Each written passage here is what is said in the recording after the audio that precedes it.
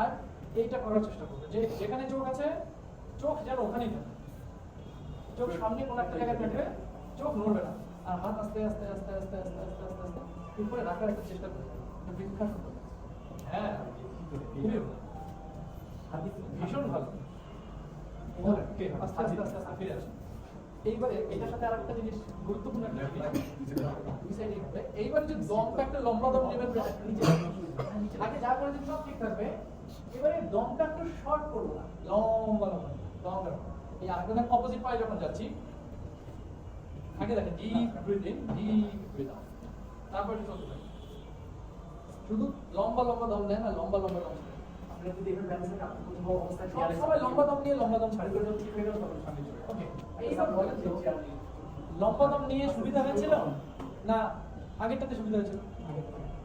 লম্বা দমে সুবিধা হবে, লম্বাটাতে সুবিধা হবে না, কারণ আপনি যখন লম্বা দম নিচ্ছেন আপনার মাইন্ড একটু বেশি হবে, মাইন্ড একটা জায়গায় চলে যাবে। যখন আপনি শর্ট ব্রিথ নরমাল ব্রিথে থাকবেন, আপনি নরমাল পজিশনে থাকবেন, কিন্তু যখন ডিপ ব্রিথিং এ থাকবেন তখন অনেক বেশি অক্সিজেন আপনার ভেতরে যাচ্ছে, আপনি চাইলেও একটা জায়গায় না চাইলেও একটা জায়গায় থাকবেন। আর এখানে কিছু কনসেন্ট্রেশন বাড়ায় আপনাদের, মানে এটা আমাদের সবাই মধ্যে আছে যে মাইন্ড খুব অ্যাক্টিভ। এখন এখান থেকে ভাবতে ভাবতে ভাবতে ভাবতে কিন্তু শুনতে আপনাদের কোনো কিছু খবরই নেই, আবার হঠাৎ করে বলে আপনি এখানে আবার এখানে থাকবেন। এই মাইন্ড যেটা ফ্র্যাকচার না হয় এই কারণে আপনার মনও স্থির হলে মন স্থির, এই বৃক্ষাসনটা খুব ইম্পর্টেন্ট। আমরা আরেকটা বিষয়, আপনারা যদি ব্যালেন্স না নিয়ে ইয়ার আগে অভ্যাসটা করলে খুব বড় একটা লম্বা জায়গা আছে, স্থির আছে, যাই হয়ে যায় যতভাবে বেশি হবে না, এতে মনোযোগিতা বাড়বে, আপনার পারিশ্রমিক বাড়বে। এবং এর আগের বার একটা পারেননি, ঠিক আছে? তারপরে এই জিনিসটার এর আগের বার আবার অভ্যাসে চাষ মনোযোগিতা একটু বন্ধ করে করবেন, পুরো কনসেন্ট্রেশন ইভেন স্মরণশক্তিটাও বাড়ে। এটা খুব খুব ইম্পর্টেন্ট। এবার আমাদের দিয়ে রাখি লম্বা দম লাগলে সুবিধা হয়েছিল তো? অবশ্যই বেশি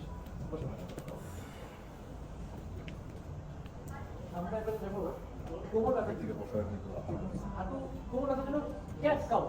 আপনারা অঙ্গে এই সাইডে করেন, হ্যাঁ এইভাবে যাবো। শফিক ভাই আপনি এই সাইডে করেন, তাহলে ওনাদের দেখতে হবে এই পাশে। হ্যাঁ আমার পজিশন আর ওনাদের পজিশন দেখি নেব। এই হচ্ছে হাঁটু থেকে হাঁটু এক হাত, আর মাপটা দেখ, হাঁটু থেকে হাঁটু এক হাত হবে, আবার এদিকে এক হাত, মানে এটা চার কোণ হবে, স্কয়ার হবে, স্কয়ার। আর পজিশনটা ওইদিকে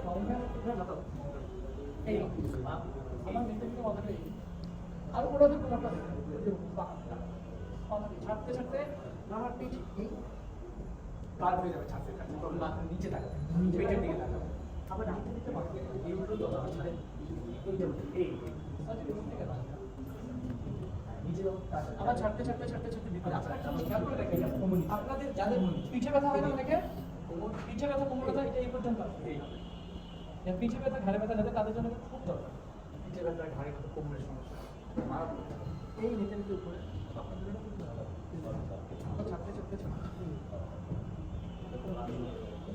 এখন এইভাবে একটু দাঁড়াতে পারে, যদি হাঁটুর উপরে থাকতে পারেন তো কষ্ট হচ্ছে না তো? এটা এইভাবে একটু যান, সাইড থেকে মন ভেঙে পা থেকে পাঁচ করে যাবে, ওই রকম ভাবে পা থাকবে। হ্যাঁ আর আমার সামনে থেকে দেখলে এইরকম, আর পাশ থেকে দেখলে এরকম, খুবই ভালো, মানে শরীরটাকে একটু মোচড় দেওয়া। এইবারে আপনাদের ডান হাতটাও করে দেবেন। হ্যাঁ এই পা ধরতে পারছেন,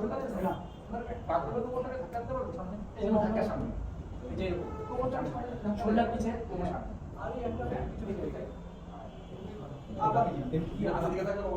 একদম একদম যাদের কোমর ব্যথা আছে অবশ্যই আবার নিয়ে অপোজিট আর একবার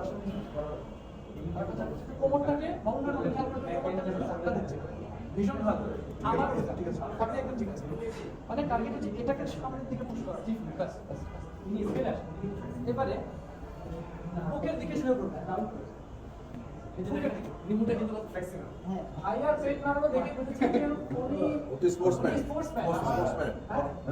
আপনার পেট মাশাআল্লাহ ফ্লেক্সিবল, আর আপনার পেট দেখে বোঝা গেছে যে উনি প্র্যাকটিসের মধ্যে ছিল, এবং ওনার শরীর বলে যে উনি অ্যাজ এ মানে প্লেয়ার খুবই ভালো। আমার নাতি বুকের দিকে শুরু করেন। এইবারে আমরা করেছি এইটাকে আমরা বলি হচ্ছে ভুজঙ্গাসন, আর ওইটাকে আমরা বলি সর্পাসন। হ্যাঁ, আর মামুন ভাইয়ের মতো কত ফ্লেক্সিবল আমরা হবে না। হ্যাঁ, মামুন ভাই খুব বেশি ফ্লেক্সিবল, তাই কি করে ওনার এইদিকে প্রেশার আসে। আমরা আরেকবার যাব, আবার ফিরতে ফিরতে আসি, আমরা সবাই একসাথে যাব। রেডি? পজিশনে 2 3 আস্তে আস্তে আস্তে আস্তে আস্তে আস্তে পুরো শরীরে নিঃশ্বাস নিতে নিতে যাব। পুরোটাকে পুরোটা হাত সোজা করুন, পুরোটাকে একটু ঘোরানো যাবে। হ্যাঁ হ্যাঁ হ্যাঁ, আপনি নিচে নামান, ফিরে আসেন, হাতটা কি রাখেন, হাতটা সোজা করতে হবে। এই তো, এই ব্যাস, ফিরে আসেন। এইবার